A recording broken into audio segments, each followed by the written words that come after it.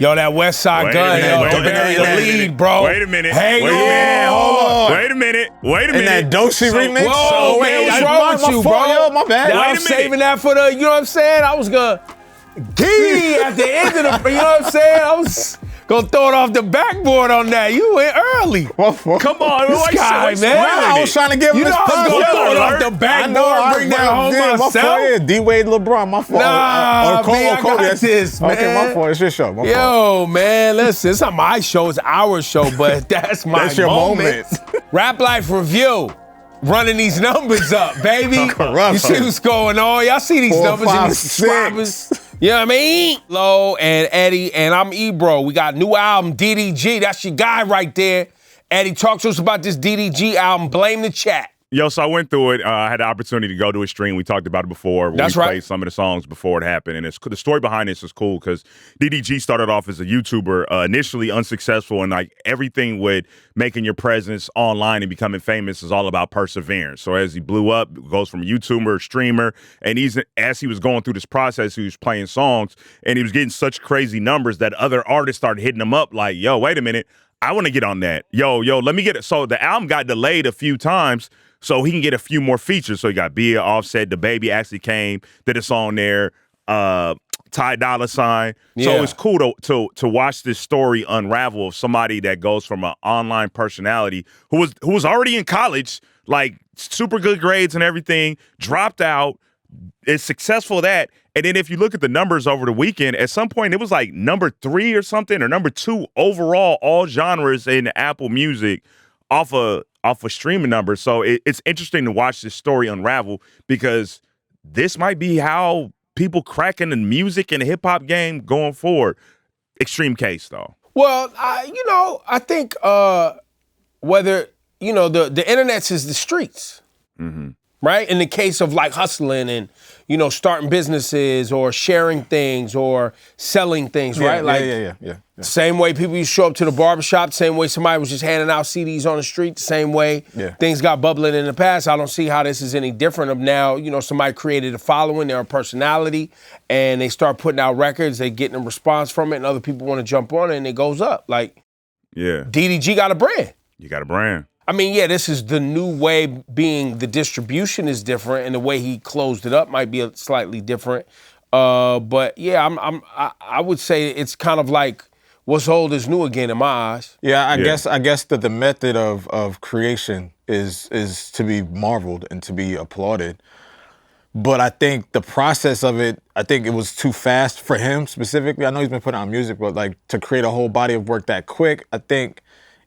For me, obviously, I'm the old head on the porch. Get off. What's funny is you're younger than us, but go ahead. Well, I mean, but I still it's think not old head. You're a hater, but go. Okay, well, synonymous. I'm just not. I'm not with it yet, or maybe I'm missing it. Wait. Are you saying you're not with his music, or you're not? No, with the music. I'm not the method of what he's doing. And okay, that streaming thing is that's the new thing. That's the new wave. Okay. So I got to leave that and applaud that. I'm just looking at the music itself. I think the question here is what is DDG trying to be? Is he trying to be just somebody who puts together a collection of songs? Which we may not have an answer for that today. Or is he like a rapper? He trying to get known for his rapping abilities? And so I throw that to you, Eddie. I think that's what you're saying. Yeah, and not to cut you off, before you go into it, I think he's more so personality as not an artist, or I don't think his end goal or his goal right now is to be an artist. I think it's a character or personality, what his attention span or what his attributes is going to be. I don't think he's trying to get best mixtape or best album or best rap. So I don't think it's that. That's just how I've watched his evolution so far. Okay, let me throw some names at you. Okay. You ready? Mm-hmm. Coco Jones, right? Leon Thomas, her, in the pop world, Sabrina Carpenter, Ariana Grande, and I could keep going on. Kiki Palmer. Right. All these people were in different fields or simultaneously doing music, and were either on Disney or Nickelodeon. Even Zendaya has released music. And I think in 2025, you can do it all. And the difference between now and back then, people are more accepting of it. Well, there you go. DDG, man. Help take care of that baby too, right? You know what I'm saying? Him and the wife. No, listen, I'm a dad, bro. You gotta work, G. No, I know. Like, yay. The baby be Being on a young parent ain't easy, bro. Yeah. I'm not throwing shade. I'm saying no, the baby be on the streams too. Run these numbers up. The baby gotta work too. 4, 5, 6. All right, cool. Halo. Shout out to Halo. Yo, big up Benny the Butcher, Excelsior, the album, fire. Boldy James, Styles P, a lot of bars on there. I love that project. My man Key Glock, dropped Glockavelli, which is fire. That Key Glock, man, continues. They said he went 18 for 18. Listen, Glockavelli, bro. Great samples on there too. Samples, the everything. Gen joint, the cream soda. What else? 3 a.m. in Tokyo, I think. He sampled Keith Sweat. He sampled the Badu joint. Yeah. He got a few samples on there. He got 3-6 Mafia. He's got that production. 3-6 Mafia won't go crazy. Crazy, yeah. But again, it's my favorite one. Matter of fact, that Key Glock is #1 on Apple Music right now. But yeah, shout out to that album, Okay. Glockavelli. Lloyd Banks, the third installment. You know what I'm saying? Despite my mistakes. Ransom, Styles P, Ghostface Killer. Also, I want to shout out to Ransom, man. He out here working. He was on that last Dave East project. It's a lot of rappers, man, that really, love the craft. That are still underground with it, still getting to these raps. And there's a lot of dope shit being made, man. Yeah, I mean, you got to shout out Ransom. You got to shout out Benny. We got to shout out Westside Gun. That Westside Gun, the lead, bro. Wait a minute. Hang Wait a on. minute. Hold on. Wait a minute. And that Doshi remix. Whoa, man, what's wrong with you, bro? Yo, my bad. Now, I'm saving that for the, you know what I'm saying? I was going to key at the end of the, you know what I'm saying? I was going to throw it off the backboard on that. You went early. Come on. This guy, man. I was trying to give him You know I was going to throw it off the backboard, bring that home myself. D-Wade, LeBron, my fault. Nah, I got this, man. Okay, my fault. It's your show. My fault. Yo, man, listen, it's not my show, it's our show, but that's my That's your moment. You know what I mean? Yeah, let me have his moment. Man, he done took mad moments from me now. Yo, Westside Gun, Doechii record, fire. I think we talked, I thought we talked about Westside Gun even leaving my voice on there. I was bigging them up, saluting them for that, because they could have clearly edited me out and still got to the Doechii piece of what she was saying about Gun. But the fact that went for a conversation right in this room with her love for still listening to rap and Westside Gun specifically, all the way to Westside Gun making a record, all the way to Doechii now being on an official remix. I think it just shows culture and just who's dope listening, hip-hop who's paying shit. attention. Who's paying attention to dope shit. Yeah. The fact that we don't, as far as hip-hop is concerned, an artist like Doechii can be as mainstream and pop and popular as, she want to be. Awards, but tour. still has the wherewithal to be like, nah, I need to get to this because this matters in hip-hop. I'm still in the mud. I still want to be in the mud with them. Let's do this, though. I want you to get your credit.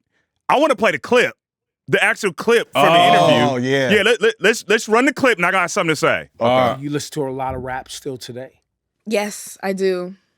So you're still a rap fan? 100%. Recently I've been into a lot of MF Doom. Okay. Rest in peace. Yep. I've been into a lot of MF Doom. Westside Gun. Love him. He's so talented. Super. So incredible. Super. So here's the question, E. I'm going to let you get your opportunity. I like to get on you a lot. Because you've done a thing like, I discovered Doechii. You guys didn't know nothing about We're going back to this shit again. I just put you on. That's all. But, a lie, a whole lie. But here's the question. In this ultimate, in this Still universe, right? Let's pretend this interview never happens. Yeah. Do we even get that remix?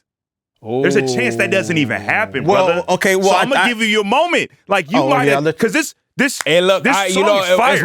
as much as I talk shit and I'll be up here wilding, and wilding in life, the real shit is I just like to contribute to the culture. So I don't want to say that it would or wouldn't have had. I don't want to say all that. I'm just honored that we did something important and it landed on a dope record. And it's a dope hip hop record. Like it's a very quintessentially, grimy sample. You know what I mean? She played right Griselda. Into it. She played right into it. Talking greasy on it. He's talking. It's just I'm just happy we got some dope hip hop out of some shit. Really, at the end of the day. I think because of how loud Doechii is about her love for the culture and for the craft itself, I think they would have found each other eventually.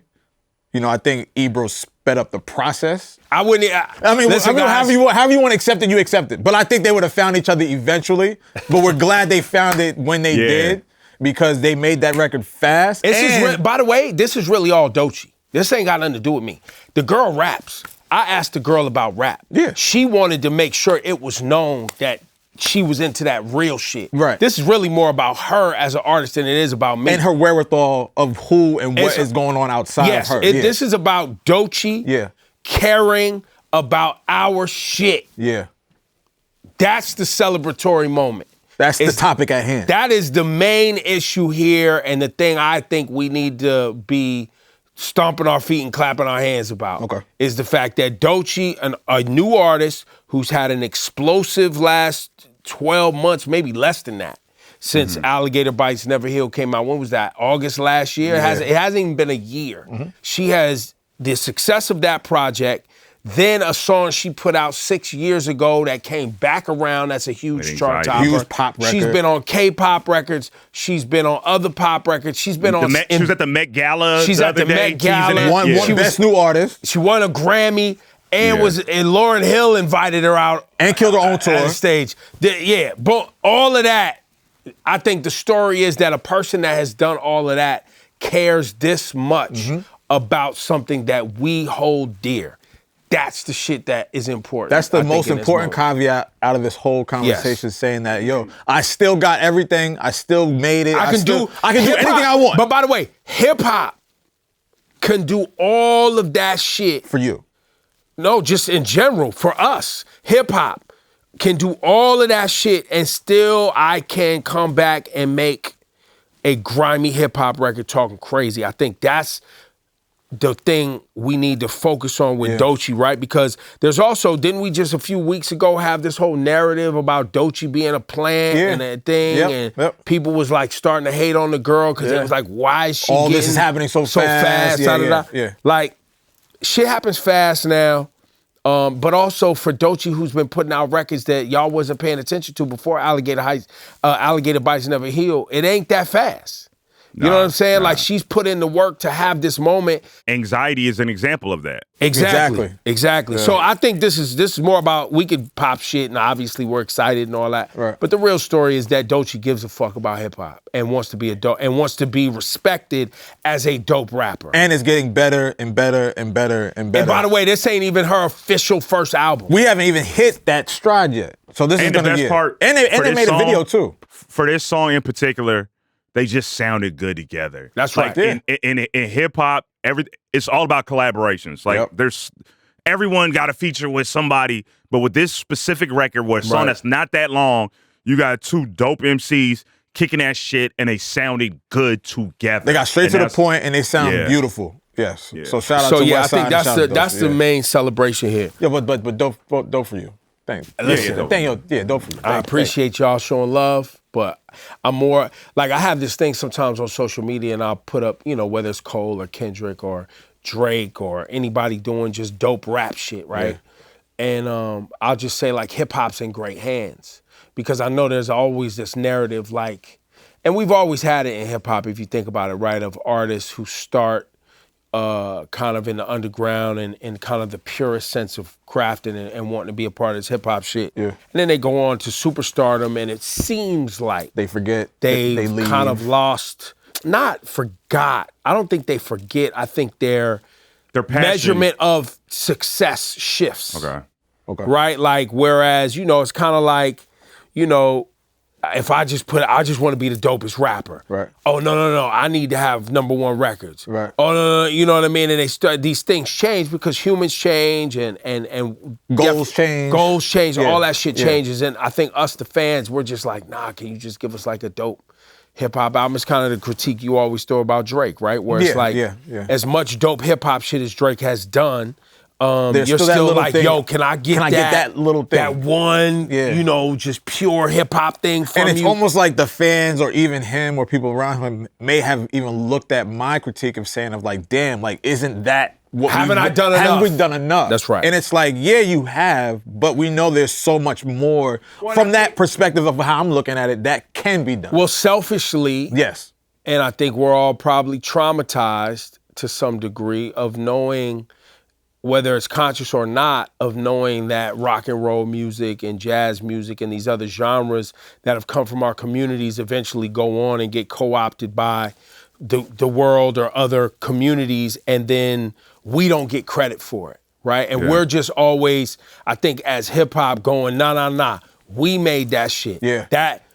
Y'all love Drake, but Drake comes from us. Y'all love Kendrick, but that comes from us, right? Like all of that shit starts with us, and I think that's part of our, we get triggered when somebody gets too popular, right? And like, we don't want to lose. Like, we don't want to lose them. It's a dysfunctional yeah. way of us saying like, yo, don't leave us, don't, you know what I mean? Like, hey, don't forget about us, and I think that's the root of it. And I just want to reiterate, I think that's why in this moment, this is Doechie's moment. Yeah, of course. And she made this happen because, we often go through that whole, process, and, hip-hop's in great hands. We have a new artist who has yet to put out an album. And oh, by the way, she's had a #1 single as an R&B artist already, too. She's a singer, too. So we have a lot of amazing things to look forward to and celebrate from Doechii on this journey. The hands are trusted and the kids are all right. That's why I gatekeep.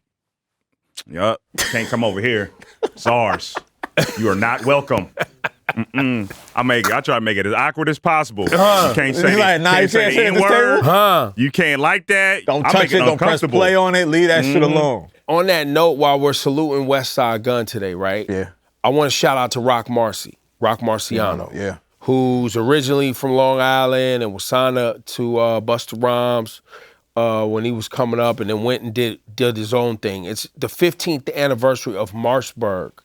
There was a streaming celebration, people who had been into that sound that now is kind of like that real pure New York grimy sound that Rock Marcy has been making for a long time, that became what we now associate with like the Griselda sound, and this whole wave of artists that are making this like ugly, nasty, but just purest.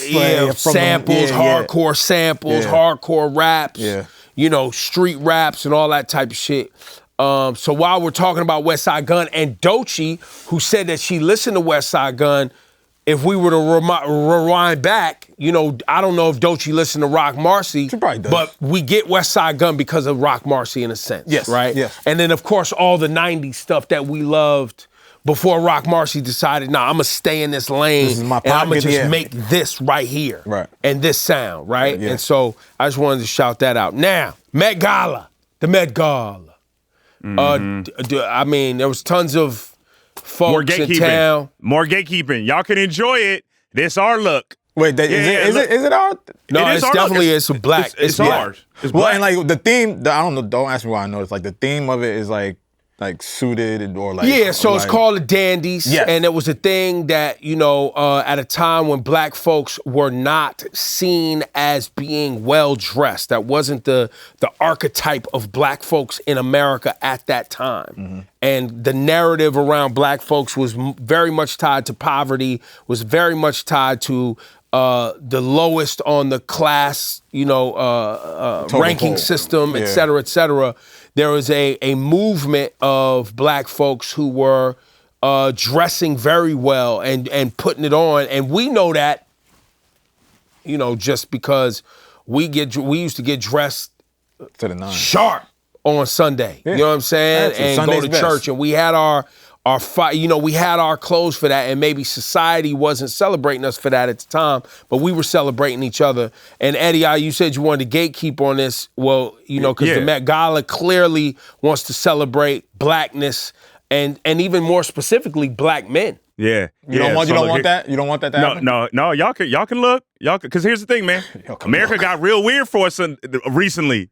Look, and between Sinners, Kendrick on tour, everything Doechii's doing, the Met Gala, the Beyonce tour, people love black art.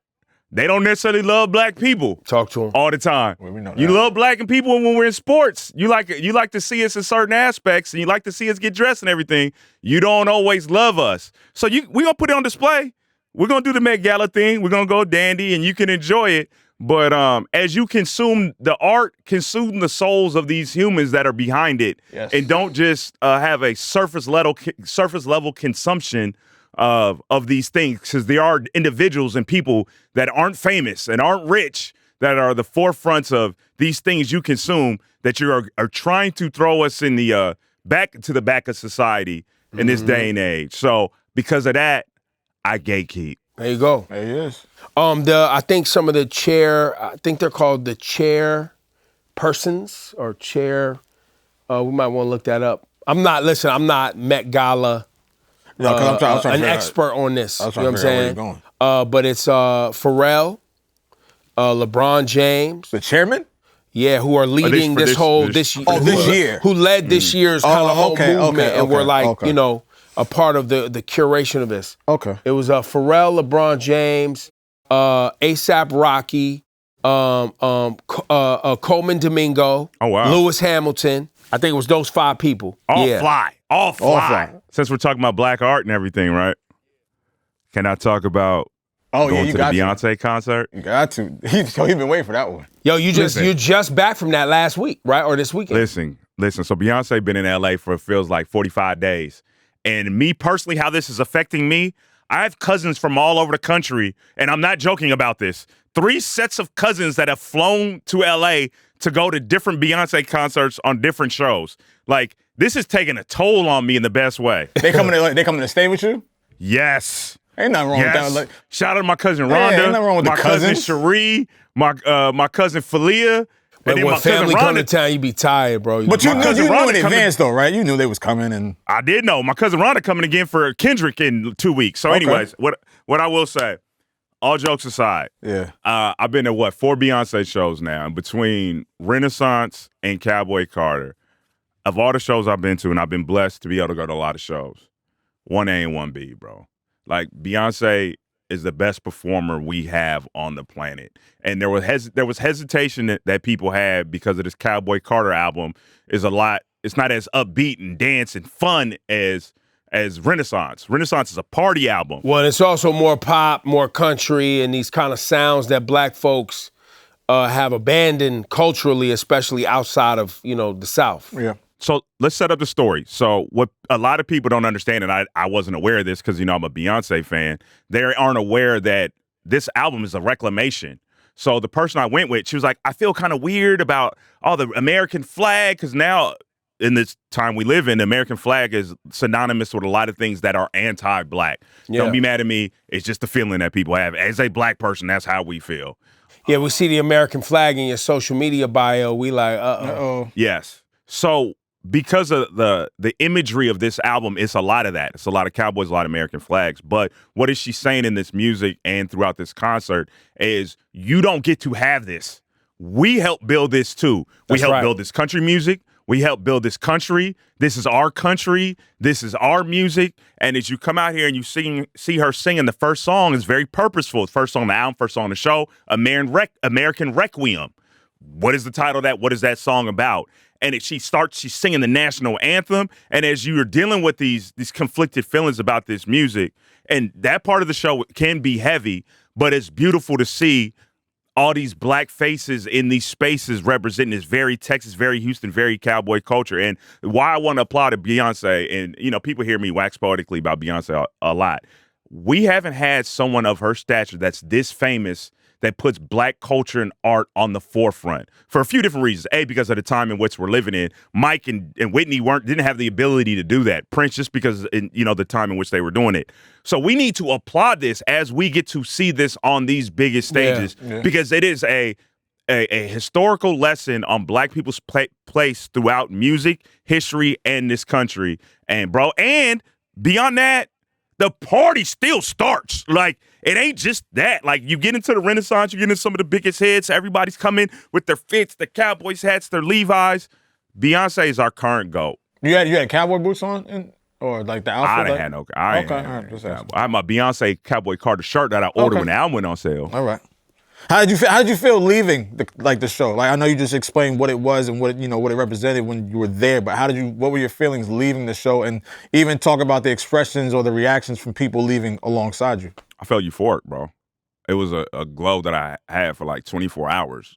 Like, you leave shows like that. Like Bruce Leroy glow or a different glow? Yeah, Bruce Leroy glow. Like the aura was just like beaming off you? Yeah, because I I love it, man. Like, we should never lose being fans. And when you get to see greatness, like when I go watch LeBron, I get to live in LA, I see LeBron. It's like, yo, I'm not going to be able to see this all the time. I don't know when the next time I'll get this. And, you know, I love Mike and I love Prince. Those people ain't around no more. Right. So when you get the opportunity to see greatness, like, this is it. Like, I don't know who our next person is or if they'll be the same, and it don't even matter. At this able-bodied age that I'm at now, to be a fan of somebody and they're one of the greats and they have the opportunity to see it, and they put this show on 10, and you can tell this woman is giving us everything, I'm appreciative, and call me what you want. I love being in the presence and stuff like that. Ain't nothing wrong with that. I love it. Great insight, Eddie. I appreciate that, too. Before we wrap today, I want to shout out to Russ. He says streaming numbers are ruining the game. Yeah. He talked about Spotify should remove public display of listener counts and streams, claiming it's a catalyst for unhealthy comparisons. Hiding the numbers will reduce the pressure to compete on inauthentic metrics and encourage a focus on music itself. And then he references us, Apple Music, because obviously we don't, show the numbers, put that stuff in the forefront for the public. There are zero convos here about how music is performing. However, I will say that we do have charts. There are charts. That's what I was about to say. Like, did we like the RAA and the Billboard? Well, no, we have Apple Music charts. No, yeah. I'm just saying, like, when we have these conversations about the streaming numbers and how it affects, the consumption of music, a lot of that stuff was already happening. I've talked about this throughout the years a lot because this didn't even actually really get going until the Bad Boy era. Yeah, you always reference that. Yeah. Like, we didn't care. I mean, we would hear, this sold this or this sold that, but nobody cared. Because we weren't pop like that before that era. Yeah, I think, we were. Well, I think, and we didn't have access to the numbers also. Well, no, there was always access. We just weren't pop. Like, we didn't care because they wasn't... we weren't competing for the same spaces as, like Eddie's saying, the pop artists. Mm-hmm. So then when it became a competition for us to compete for chart position, to access larger budgets, and for our genre to get treated with the same care that the other genres got treated with as far as spending and the way videos looked and the way the music was marketed and being in the forefront of the record stores, et cetera, then it became about bragging about these numbers because there was this... oh, that's just hip hop, that's just street, that ain't really... That's a fad. It's a fad, whatever. That was really a thing, and artists was like, nah, we are the ones shaping culture. Back to what we was talking about earlier in the conversation today, about this kind of, these things that trigger us to make sure that we get credit because generations prior to us weren't able to get credit because of race music and because of these other obstacles that were in the way for black people getting credit for the things that we've created in American society that ring the cash register for everyone else. Right? And so what Eddie was just saying with Beyonce, but I think Russ's idea here is important with regard to creating art. Because with the creation of art, if this conversation is always in the forefront, right? We shouldn't be creating for this. You should be creating ideally. Now, of course, there's always been people who create to get money, who create to get status, to get all of that. That's always been a thing. Right. So. Yeah, shout to Russ for putting the conversation out there. I think it's a valuable conversation.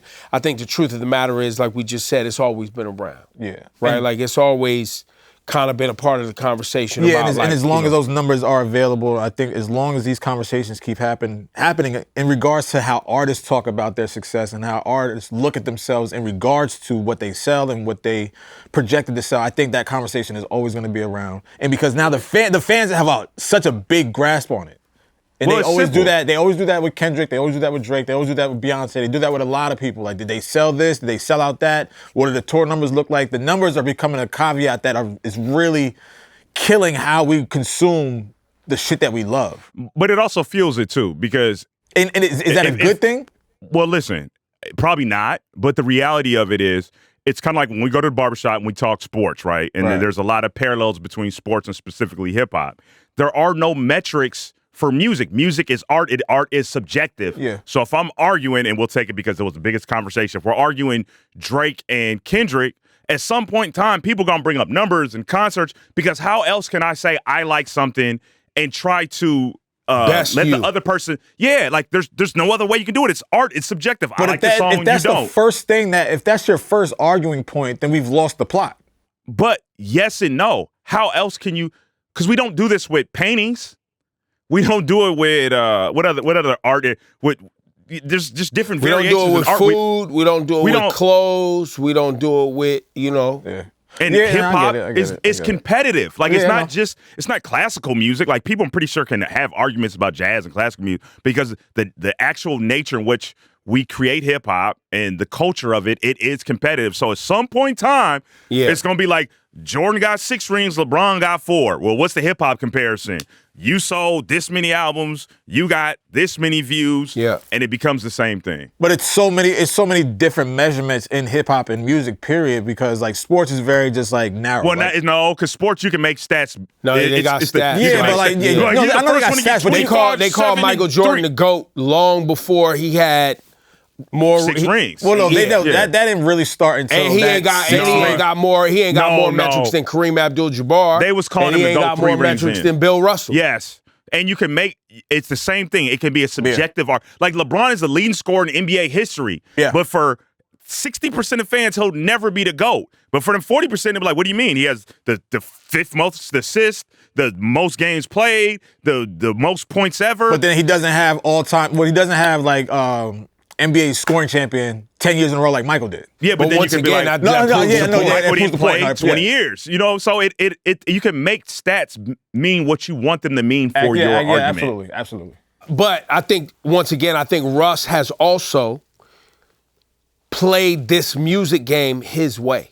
So and a lot of people don't like that. It's important to note that while he's having this discussion, which I think is an important one, he's also someone who opted to get his money and reach his levels of success doing it his way. And not chasing charts and not chasing all of the same things that we all chase. That's him on the outside looking in. That's right. It's like, this is what you guys are arguing Which about. I hope is something that more people who want to be a part of hip-hop, create music, and contribute to this culture do, right? Like, I think it's important to have that voice, right? Because you can see that for many people who only chase charts and only chase being hot and having clout and all this shit, you know, it's a dead end for a lot of them, because once you get it, then what?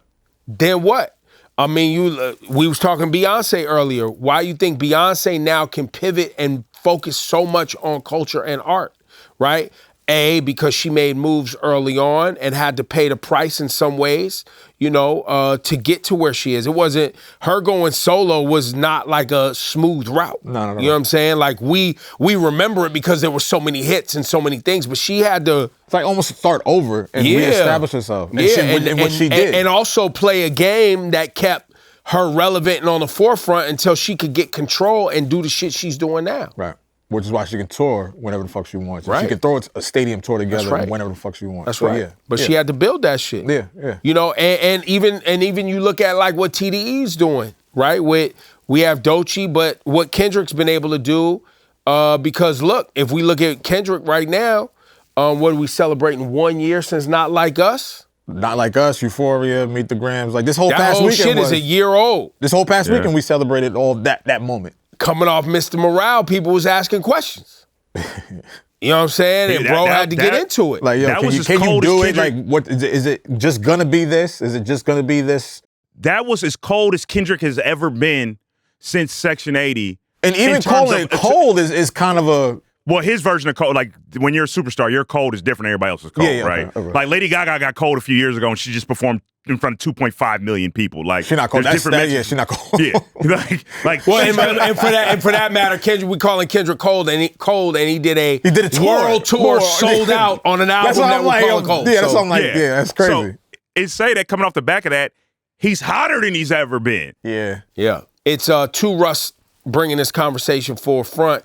To the forefront, excuse me, I think it is, you do have to play this game your way. Using the LeBron comparison, he played this basketball thing his way, right? He did it, you know, in ways that people didn't like and switching teams and, you know, all of this other shit that went on, but still had to work to get these accolades. I mean, it's all this comes down to, it's a business. This is still a business. Yeah, it's a Rap Life Review. Eddie and Lo, I'm Ebro. We'll see y'all next week. What's up? You just finished an episode of the Rap Life Review. It's 2025, so new year means new episodes coming your way. If you want to get in the conversation, you can always drop us a comment below. And of course, you can like and subscribe so you never miss a new episode. Catch us next week on a brand new episode of the Rap Life Review right here on Apple Music.